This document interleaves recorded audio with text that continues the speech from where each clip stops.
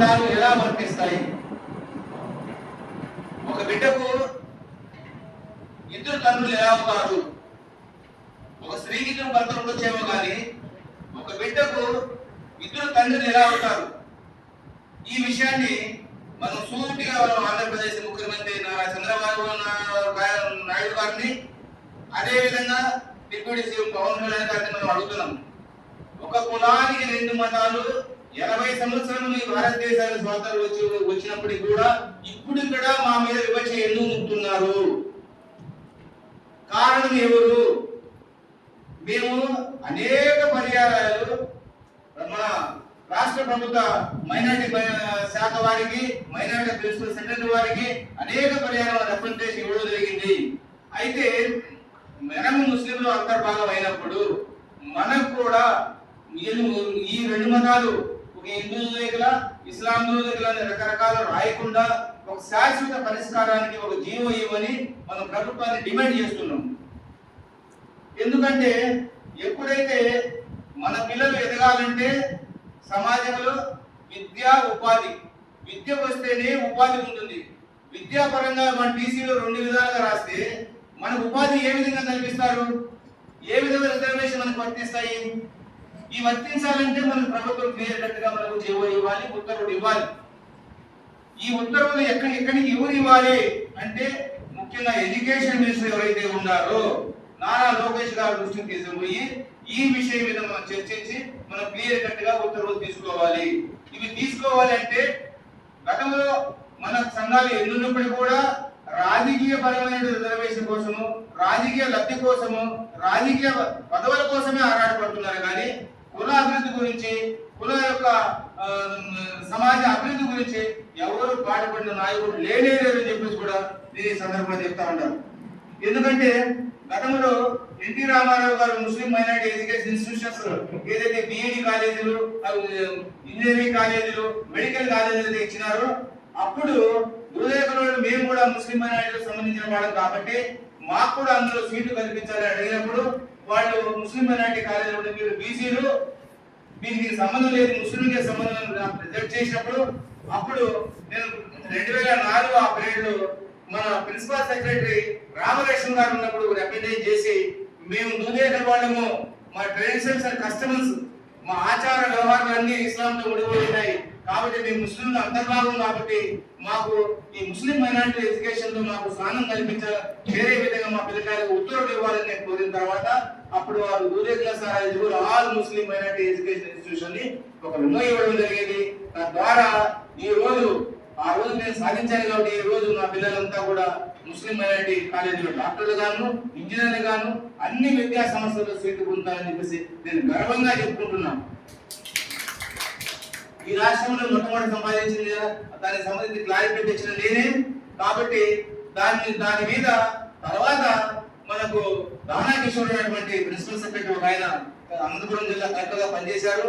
ఆయన కూడా ఈయన దుర్లేఖలు ముస్లిం అయినప్పటికీ ఈయనకు 2 పడవల మీద ప్రయాణం ఎందుకు, అలా కాకుండా మీ ముస్లిం మైనారిటీ బెనిఫిట్స్ ఏదైతే వర్తిస్తాయో ప్రీ మెట్రిక్, పోస్ట్ మెట్రిక్, ముస్లింలకు ఏవైతే బెనిఫిట్ ఇస్తారో వాటి అన్నింటినీ వీటికి కల్పించాలని చెప్పేసి ఆయన కూడా ఒక సర్క్యులర్ ఇవ్వడం జరిగింది.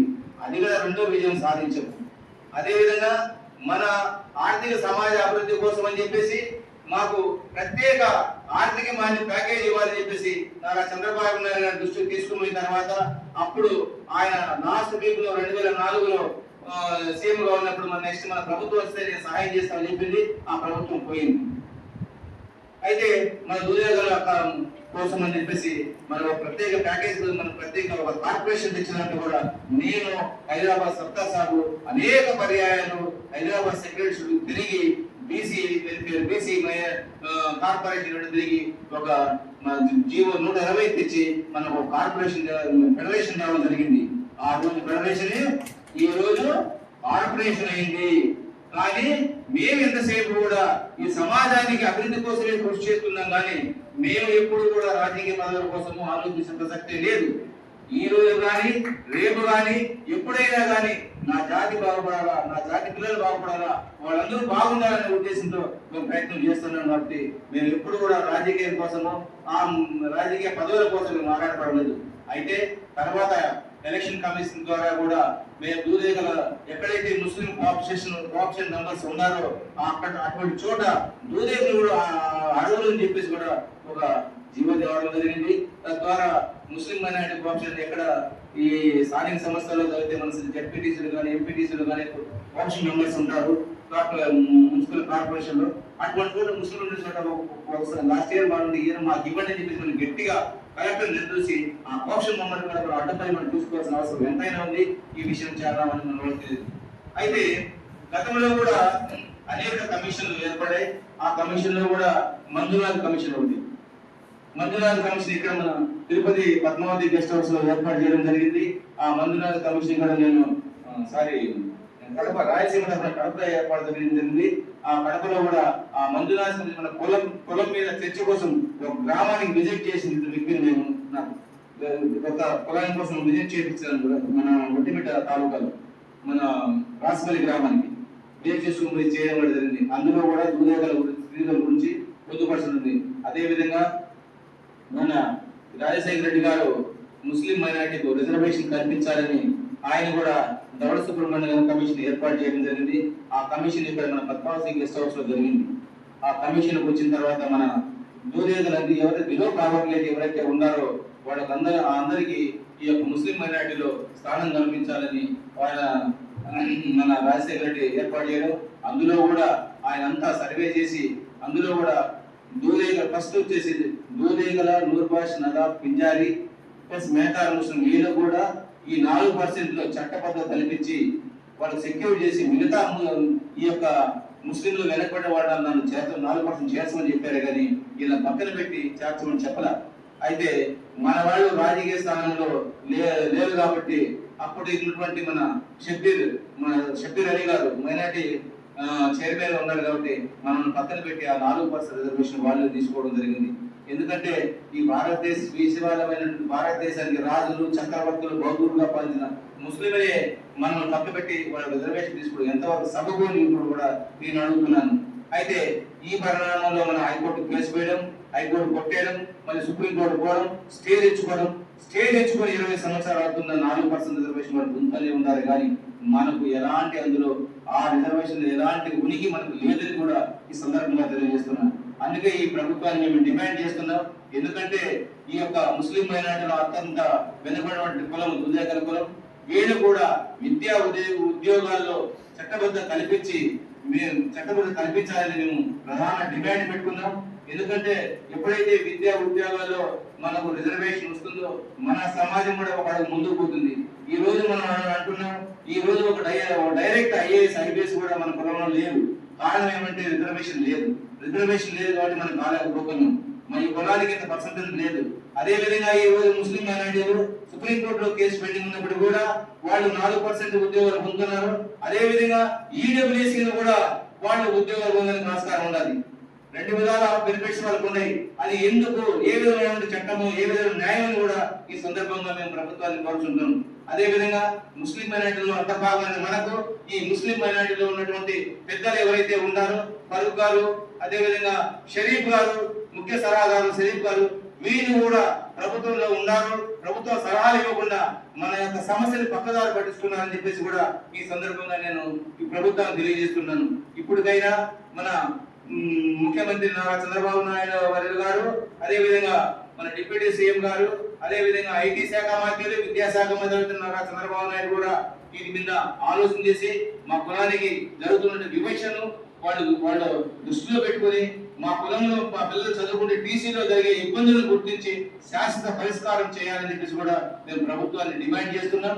అదే విధంగా ఈ రాయలసీమలో మనం 80% ఉంటే మిగతా కోస్తాలో ఉన్న 20%, ఈ 20% వాళ్ళకి చైర్మన్లు డైరెక్టర్లు పదవులు ఎక్కువ పోతున్నాయి. కాబట్టి మనం రాయలసీమలో ఇంతమంది ఉన్నాం కాబట్టి మనం ఉందామా లేవా అని తెలియాలంటే మనం ఈ రాయలసీమ అసోసియేషన్ ఏర్పాటు చేసి ఈ అసోసియేషన్ ద్వారా ప్రతి జిల్లాలో 5,000 నుంచి 10,000 మీటింగ్ జనాభాని క్రోడీకరించి ప్రభుత్వానికి మనం ఉనికిని తెలిపే విధంగా మనం కృషి చేస్తేనే కానీ మనం ప్రభుత్వం గుర్తించదు. ఆ విధంగా మనం అందరూ సంఘటితమై మనం ఈ ప్రభుత్వం మీద ఒత్తిడి తేవాల్సిన అవసరం ఎంతైనా ఉంది. ఎందుకంటే 1% ఉన్నవాడికి 3-4 ఎమ్మెల్యేలు మినిస్టర్లు ఉన్నాయి. కానీ మనం 20 లక్షల మంది ఉంటే మన తరపున ప్రతినిధి మన సమస్యను ప్రభుత్వ దృష్టిలో తీసుకోవడానికి ఒక తగిన నాయకుడు లేడు. ఈ రోజు మన కార్పొరేషన్ ద్వారా 100 కోట్ల రూపాయలు ఇస్తామని చెప్పారు. ఇంతవరకు 4 నెలలు అయింది, ఇంతవరకు పైసా లేదు. ఇంతవరకు ఏంటి, ఇప్పుడు ఇన్ని ప్రభుత్వాలైనా ఇన్ని కార్పొరేషన్లు ఏర్పడినా ఒక్క పావలా దోలకి మేము ఇది ఇచ్చామో లోన్ అని చెప్పి ఎక్కడన్నా చెప్పుకోవాలండి. ఈవెన్ ఈ రోజు మనం కట్టే ట్యాక్స్ వల్ల మనం పే చేసేటువంటి ఈ యొక్క అన్ని ఇన్కమ్ ట్యాక్స్ వల్ల, ట్యాక్సుల వల్ల, అదే అన్ని విధాలా మనం ప్రభుత్వ సహాయం మనం చుట్టుకుంటే సబ్బు వల్ల కూడా ట్యాక్స్ వసూలు చేసి మనం తీసుకుంటున్నారు. కానీ మనం ఓటు బ్యాంక్ కాడికి వచ్చేప్పుడు మాత్రము మీరు ముస్లింలే మీకు న్యాయం చేస్తామని కళ్ళబొల్లి మాటలు చెప్పి మనకు న్యాయం చేయకుండా వాళ్ళ ఓట్లు వేయించుకొని ఓట్లు అయిపోతే మన ఎవరిలో గుర్తించడం లేకుండా పోతున్నారు. అందుకోసం అని చెప్పేసి మనం అందరం ఐక్యమై మనం ఒక డేట్ తీసుకొని మన కులం చర్చ చేసేదానికి ప్రభుత్వం దగ్గర ఇంటర్వ్యూ ఒక డేట్ ఇప్పించుకుని ఆ డేట్ లో మనం అందరం ఏకమై మన కులం మీద చర్చించాల్సిన అవసరం ఎంతైనా ఉంది. అదే విధంగా ఒక చిన్న సమస్య వస్తే మన ముస్లిం సోదరులు వాళ్ళు బుర్ఖాలు వేసుకొని రోడ్ల మీదకి వచ్చి వాళ్ళ సమస్యల కోసము వాళ్ళు పోరాడుకుంటున్నారు. అదే విధంగా క్రైస్తవ సోదరులు పోరాడుకుంటున్నారు. అదే విధంగా మన హిందూ సోదరులు పోరాడుతున్నారు. మనం ఎప్పుడైనా మనం ఇన్ని మాటలన్నా ఇన్ని ఇబ్బందులు పెట్టినా ఏనాడైనా మనం రోడ్ల మీదకి వచ్చి మన ఓడిని తన్నినా గుడ్డలిప్పి చేసినా మన ఓడిని ఎందుకు చేస్తున్నాడు మనం ఎవరన్నా నిలిచి అడుగుతున్నావా? అడగడం లేదు. ఎందుకంటే తనదాకా వస్తే కానీ తెలియదు అన్నట్టు ఎప్పుడు కూడా మనము మన స్వార్థం కోసమే ఆలోచన చేస్తున్నాం. మన బిడ్డల కోసం, రేపు మన మనవళ్ళ కోసం వాళ్ళకు రిజర్వేషన్ ఏ విధంగా వర్తించాలా, రేపు పైసలు పోవాలంటే క్లియర్ కట్ గా ఈ రోజు ప్రభుత్వంలో పేపర్లు జీవులు అడుగుతున్నారు. యానికి తేవాలా? అవన్నీ కావాలంటే సాధించాల్సిన మనమే ముందుకొచ్చి మనం ప్రభుత్వంతో చర్చించి మనకు రావాల్సిన హక్కులని మనం సాధించుకోకపోతే రేపు మనకు వచ్చే మన బిడ్డలు మనవాళ్ళు మనం ఉపేక్షించరు. ఎందుకంటే ఇంతవరకు జరిగిపోయింది. ఇప్పటికైనా మనం కళ్ళు తెచ్చి మన ప్రభుత్వం ద్వారా మనకు రావాల్సిన హక్కులు మనం పూర్తిగా పొందేదానికి మనం అందరం కృషి చేయాల్సిన అవసరం ఎంతైనా ఉంది కూడా ఈ సందర్భంగా తెలియజేస్తున్నాను. అదే విధంగా గత ప్రభుత్వం ఏదైతే వైఎస్ఆర్సీపీ ఉన్నదో ఆ ప్రభుత్వం కమిషన్ వేసి ఎంపీసీ మోస్ట్ బ్యాక్వర్డ్ కులాలు ఏదైతే ఉన్నాయో వాటికి సపరేట్ రాజకీయ రిజర్వేషన్ చేయాలని ఒక చర్చ జరిగింది. ఒక కమిషన్ ద్వారా అన్ని ఈ తిరుపతిలో కూడా మన పద్మావతి గెస్ట్ హౌస్ లోనే జరిగింది. దానికి కూడా నేను వచ్చాను. కాబట్టి ఆ నివేదిక కూడా వాళ్ళు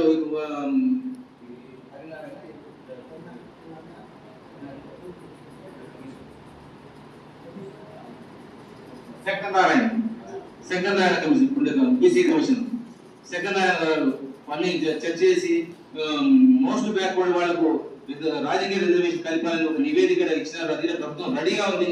దాన్ని కూడా పరిగణలోకి తీసుకుని మనకు న్యాయం చేయాలని చెప్పేసి కూడా మనం ప్రభుత్వాన్ని డిమాండ్ చేస్తున్నాం. అదే విధంగా మనకు ఏదైతే కేంద్ర ప్రభుత్వము రోహిణి కమిషన్ ఏదైతే వేసి ఆ కమిషన్ ద్వారా ఈ ఓబీసీలకు రావాల్సిన రిజర్వేషన్ మూడు తెగలుగా వైఖరి చేసి వాళ్ళకు రిజర్వేషన్ ఇవ్వాలని చెప్పేసి ఆమె ఒక నివేదిక సబ్మిట్ చేసింది. గౌరవనీయ మన ప్రధానమంత్రి నరేంద్ర మోడీజీ గారు కూడా ఒక అడుగు ముందుకు వేసి మన ఓబీసీ ముస్లింలకు ఏదైతే రావాల్సిన రిజర్వేషన్ అయితే ఉన్నాయో వాటిని అందే విధంగా వాళ్ళు కృషి చేయాలని చెప్పేసి, అదే విధంగా కేంద్ర ప్రభుత్వం పస్మందా ముస్లింలు అంటే పిచిడి కోం వెనుకబడిన ముస్లిం సమాజానికి రాజకీయ రిజర్వేషన్ కల్పించాలని వారు ఎప్పుడైతే పట్టుదలతో కృషి చేస్తున్నారో ఆ పస్మందా ముస్లింల ద్వారా మనకు ఇక్కడ ఉన్నటువంటి ఈ యొక్క ఆంధ్రప్రదేశ్ రాష్ట్రంలో ఈ ఓబీసీ ముస్లింలు ఎవరైతే మనం ఉన్నామో మనకు ప్రభుత్వంలో రావాల్సిన రాజ్యసభ కానీ ఎమ్మెల్సీ కానీ ఇక నామినేటెడ్ పోస్టులు అయితే ఏ దాంట్లో కూడా మనం దాఖలు చేయడం లేదు. ఎంతసేపు ఉన్నా ఈ ఉర్దూ ముస్లింలకి ఇచ్చేసి మేము ముస్లింలకు ఇచ్చామని చెప్పి చేయదలుచుకుంటున్నారు మన గౌరవ చంద్రబాబు నాయుడు గారు. ఆ విధంగా మన ప్రభుత్వం నడుచుకుంటున్నది. కాబట్టి ఇప్పుడు మాకు ఇన్ని సంవత్సరాలు జరిగినప్పుడు కూడా ఓబీసీ ముస్లింలకు మీరు ఏమి రాజకీయ స్థానాలు కల్పించారు, మేము మా వారు ఏమి రాజకీయ లబ్ధి పొందారనే విషయాన్ని కూడా మనం చర్చించాల్సిన అవసరం ఎంతైనా ఉందని కూడా ఈ సందర్భంగా తెలియజేసుకుంటూ, అదే విధంగా కూడా మనం అందరం కూడా ప్రతి ఒక్కళ్ళం ఈ యొక్క కులంలో పుట్టాం, ఈ యొక్క కులంలోనే సస్తాం. నీ కుటుంబాన్ని కాపాడుకోవాల్సిన బాధ్యత కుటుంబ జనంగా నీదే.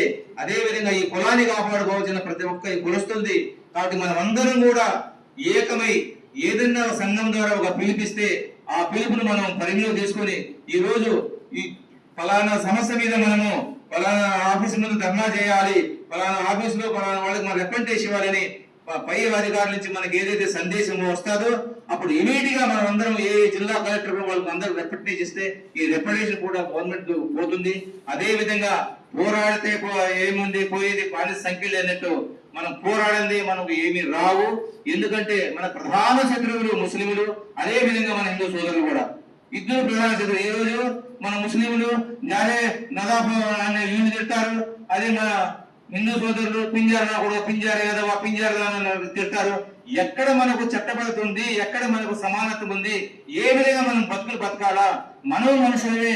ఈ యొక్క న్యాయస్థానానికి న్యాయమూర్తులు అయితేనేమి, ఈ ప్రజా సంఘాలు అయితేనేమి, ఈ యొక్క ప్రజా నాయకులు అయితేనేమి, మన దగ్గర ఓట్లు వేసుకున్న ఎమ్మెల్యేలు ఎంపీలు వీళ్ళంతా నిద్రపోతున్నారా, కళ్ళు మూసిన గుట్టోళ్ళు మాత్రం ఉన్నారా? కాబట్టి మనం ఇంకా గుర్తు వాడకన్నా ఇంకా గుడ్డోడుగా ఉండి మన చేను వినపడి చెవిటోడుగా ఉంటే మాత్రం మన బతుకులు ఇంతే. రేపు మనం తెచ్చుకున్నాం, మన పిల్లలు తెచ్చుకుంటారు, వాళ్ళు తెచ్చుకుంటారు. మనకి ఎలాంటి సెక్యూరిటీ కానీ భద్రత కానీ కలగదు. ఇవన్నీ కలగాలంటే మనం ఐక్యంగా పోరాడాలా. ఎన్ని సంఘాలన్నా ఉండి సంఘం కోసం పనిచేస్తున్న అందరూ సాయం చేస్తూ మనం కలిసిపోదాం. మనం ఏ సంఘాలు మన శత్రుత్వం కాదు, ఎవరు మన శత్రువు కాదు. పని చేసేవాడే నాయకుడు, పని చేయని వాళ్ళ బట్టి మన పోనవసరం, పని చేసేవాడు పోదాం.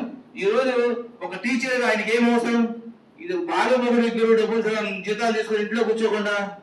ఈ రోజు ఒకప్పుడు లిబియా దేశానికి స్వాతంత్రం వచ్చే ఒక టీచరే పోరాడన్నాడు. ఈ రోజు ఒక 10 మంది పిల్లకాయలు చదువు చెప్పే అయ్యవారు 10 మంది యొక్క ఆభావాలు తెలియదా వాళ్ళకి? తెలుసుకొని అరే నా కులస్తులు ఇబ్బంది పడుతున్నారు, నా కులస్తులకు ఏమన్నా చెయ్యాలా, ఏమన్నా చేసేది నిద్రపోకూడదు అని చెప్పేసి అతను ఆ మిషన్లో కృషి చేసి ముందుకు వస్తా ఉంటే మనం ఎందుకు మన ఇళ్ళలో ఉండాలా? మనం ఎందుకు మన ఇళ్ళలో గమ్మున ఉండాలా? మనం గమ్మున పొద్దు కాలమేం గడిచిపోదా? కాబట్టి అవకాశం ఉన్నప్పుడు మనం ఎందుకు ఉపయోగించుకోకూడదు? మనం తెలుసుకొని మనం ఈ ప్రభుత్వాన్ని మీద ఒత్తిడి తెచ్చి మనకు రావాల్సినటువంటి మన బెనిఫిట్స్ ఏదైతే మనం ఎందుకు పొందలేకపోతున్నాం? కాబట్టి మన సోదరులారా, మనం ఇంతవరకు కూడా తెలుసో తెలియక మనం ఐక్యం కాలేకపోయినాం. ఇప్పుడు తెలుసుకున్న తర్వాత ఇప్పుడు కూడా ఇక అజ్ఞానంలో ఉండాల్సిన అవసరం లేదు. ఎందుకంటే ప్రతి ఒక్కళ్ళు కూడా స్వర్గం అవసరం అన్నప్పుడు అప్పుడు నరకం ఉందనే కదా మనకు తెలుసు. కానీ నరకం నుండి బయటపడాలని స్వర్గం కోసం ప్రయత్నం చేస్తున్నాం కదా. అదే విధంగా ఇప్పుడు మనం ఇబ్బంది పడినాం, రేపు మన బిడ్డలు ఎందుకు ఇబ్బంది పడాలా? వాళ్ళు కూడా మనం రాజపేట వేస్తే రేపు వాళ్ళు చదువుకునేటప్పుడు కానీ ఉద్యోగంలో పోయేటప్పుడు కానీ వాళ్ళు క్లియర్ గా సర్టిఫికేట్స్ ఉంటే వాళ్ళు ఎందుకు ఉద్యోగాలు ఎదగరు? ఆ విధంగా ఇదిగే మనం కృషి చేయాలా.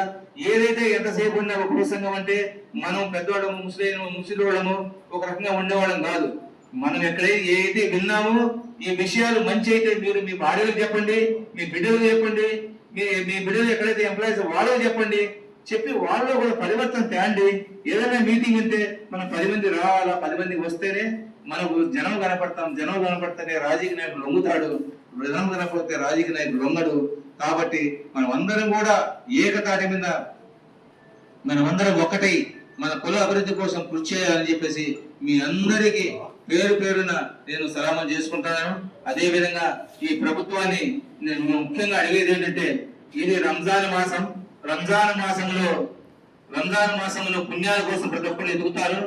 ఆ విధంగానే మేము కూడా ఈ రంజాన్ మాసంలో ఈ యొక్క మైనారిటీ మినిస్టర్ గా పనిచేస్తున్నటువంటి గౌరవనీయ ఎండి ఫరూక్ గారికి, అదే విధంగా తెలుగుదేశం పార్టీ ముఖ్య సలహాదారులైనటువంటి షరీఫ్ గారికి మేము తెలియజేసింటే, అయ్యా మేము ముస్లింలు అంతర్భాగమైనప్పుడే మా పిల్లల టీసీలో ఈ విధంగా రాస్తున్నారు. ఇప్పటికైనా ఈ రోజు రేపు మన అసెంబ్లీ లాస్ట్ అవుతుంది. ఈ అసెంబ్లీలో చర్చించి మా పిల్లకాయలు స్కూళ్ళలో జరిగే ఇబ్బందులను, ఈ టీసీలు రాసే ఇబ్బందులను ఎదుర్కోవడానికి ఒక శాశ్వతమైనటువంటి పరిష్కారం గవర్నమెంట్ తీసుకురావాలని చెప్పేసి మా సమాజానికి మేలు చేయాలని చెప్పేసి మీకు మరొకటి వినియోగించుకుంటున్నాం.